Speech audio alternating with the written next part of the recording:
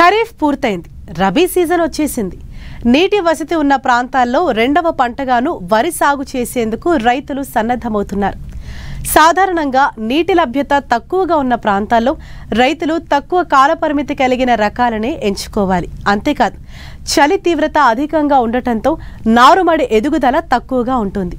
ఈ సమయంలో ఎలాంటి యాజమాన్యం పాటించాలో తెలియజేస్తున్నారు శాస్త్రవేత్త డాక్టర్ తిరుపతి.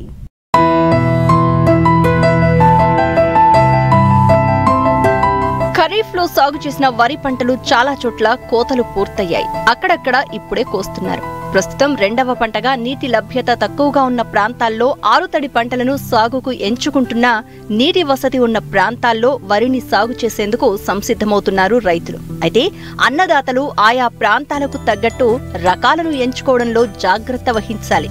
రబీ కాలానికి అనువైన స్వల్పకాలిక రకాలు, నారుమడి యాజమాన్యం గురించి తెలియజేస్తున్నారు మంచిర్యాల జిల్లా బెల్లంపల్లి కృషి విజ్ఞాన కేంద్రం శాస్త్రవేత్త డాక్టర్ ఐ తిరుపతి.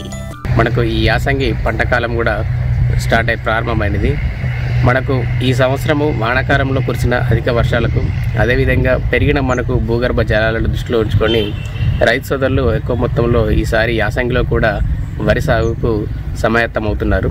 ఈ సందర్భంగా ముఖ్యంగా యాసంగిలో మనము ఈ వరి సాగులో వరి నారుమడి యాజమాన్యము, అదేవిధంగా రకాల ఎంపిక మరియు విత్తే సమయం అనేది చాలా కీలకమైనది. తెలంగాణ రాష్ట్రంలో చూసుకున్నట్లయితే యాసంగిలో రకాల ఎంపిక మరియు విత్తే సమయాన్ని చాలా ప్రధానంగా తీసుకొని తగు జాగ్రత్తలు వహించాల్సి వస్తుంది. విత్తే సమయం చూసుకున్నట్లయితే నవంబర్ 2వ పక్షం అంటే నవంబర్ 15వ తారీఖు నుంచి డిసెంబర్ మొదటి వారము లేదా మొదటి పక్షం డిసెంబర్ 15 వరకు మాత్రమే నారు పోసుకోవాల్సి వస్తుంది. అంటే ఈ సమయంలో కనుక మనం నారు పోసుకుంటే మనకు అటు నారుమడి చలిపై పడే చలి అనేది తీవ్రత అనేది కొంతవరకు తగ్గి మనకు నారు అనేది కూడా మంచిగా పెరగడం జరుగుతుంది. ఎందుకంటే ఈ వరి నారుమడిలో అనేది చలి అనేది పెరగడానికి చలి కీలక పాత్ర పోషిస్తుంది. ముఖ్యంగా ఏంటంటే రాత్రిపూట ఉష్ణోగ్రతలు చాలా తక్కువగా అయినప్పుడు మొలకలన్నీ శాతం తగ్గిపోయి, అదేవిధంగా నారుమడి పెరుగుదల కూడా చాలా తక్కువగా తగ్గిపోయే అవకాశం ఉంది. కాబట్టి మనము దీనిని దృష్టిలో ఉంచుకొని మనము డిసెంబర్ 10 లేదా డిసెంబర్ 15వ తేదీలోపే మనము ఈ వరి నారులను పోసుకోవాల్సి వస్తుంది. ముఖ్యంగా ఈ రకాల ఎంపిక, యాసంగిలో సాగు చేసే పంటలు తక్కువ కాల పరిమితి కలిగి అంటే స్వల్పకాలిక రకాలు అయి ఉండి, ముఖ్యంగా మంచి అధిక దిగుబడి ఇచ్చే రకాలను, కొద్ది వరకు చౌడును తట్టుకునే రకాలను కనుక మనము సాగు చేసినట్లయితే మంచి దిగుబడిని సాధించుకోవచ్చును. ముఖ్యంగా మన వ్యవసాయ విశ్వవిద్యాలయం నుంచి విడుదలైనటువంటి మనకి ఈ తెలంగాణ సోన RNR 15048, అదేవిధంగా KNM 1638, అదేవిధంగా బతుకమ్మ, అదే JGL 24423, తెలంగాణ జగిత్యాల వరి 1, అదేవిధంగా వరంగల్ వరి 2, మరియు మనకు ఈ తెల్లహంస MTU 1010 ఇటువంటి స్వల్పకాలిక రకాలను, అంటే వానాకాలంలో ఏదైతే 130 రోజుల కంటే తక్కువ కాల పరిమితి గల పంటలు ఉంటాయో అటువంటి రకాలను మనము ఎంచుకొని మనము ఈ నారుమడిని పోసుకోవాల్సి వస్తుంది. అంటే దాదాపు మనకు ముందస్తుగా కోతలు అయ్యే విధంగా మనము ప్లాన్ చేసుకుని ప్రణాళికను రచించుకున్నట్లయితే మనకు దిగుబడిపై ఎక్కువగా ప్రభావం చూపదు. మనము దాదాపు యాసంగిలో ఈ నారుమడిలకు వెదజల్లే ముందు మనము ఈ కొన్ని రకాలకు నిద్రావస్థ ఉంటుంది. ఆ నిద్రావస్థను తొలగించుకోవడానికి ముఖ్యంగా ఏంటంటే మనము ఈ గాఢ నత్రిక ఆమ్లంతో అంటే 6.3 ml ఈ లీటర్ నీటికి కలుపుకొని గాఢ నత్రిక ఆమ్లంతో మనము మండగట్టినట్లయితే మనం ఈ నిద్రావస్థని తొలగించుకోవచ్చు.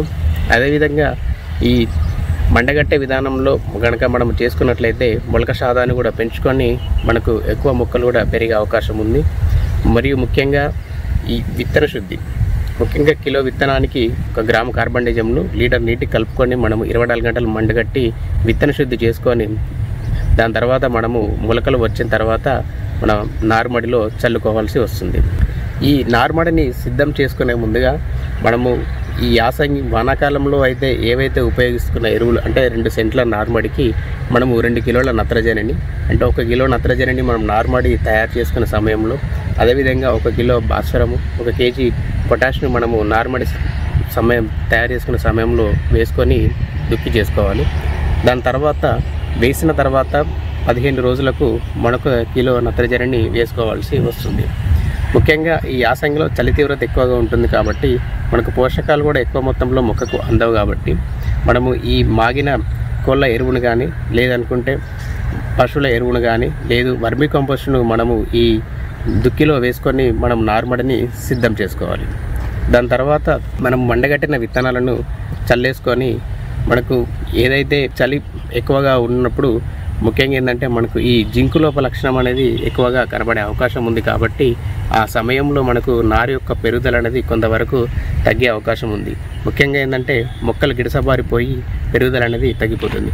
అటువంటి సమయంలో ఈ యాసంగిలో జింకు లోప లక్షణం అనేది చాలా ఎక్కువగా వచ్చే అవకాశం ఉంది. కాబట్టి మనము ఈ జింకు లోప లక్షణాన్ని కనుక ముందస్తుగా మనం ఒకవేళ గుర్తించినట్లయితే 2 గ్రాముల జింక్ సల్ఫేట్ను మనము లీటర్ నీటి కలుపుకొని పిచికారి చేయడం, లేదు అనుకుంటే మనము ఏదైతే ప్రధాన పొలం తయారు చేసుకునే సమయంలో 20 కేజీల జింక్ సల్ఫేట్ను మనము ఈ పశువుల పేడతో కలుపుకొని వేసుకున్నట్లయితే మనం ఈ జింకు లోపాన్ని కూడా నివారించుకోవచ్చు.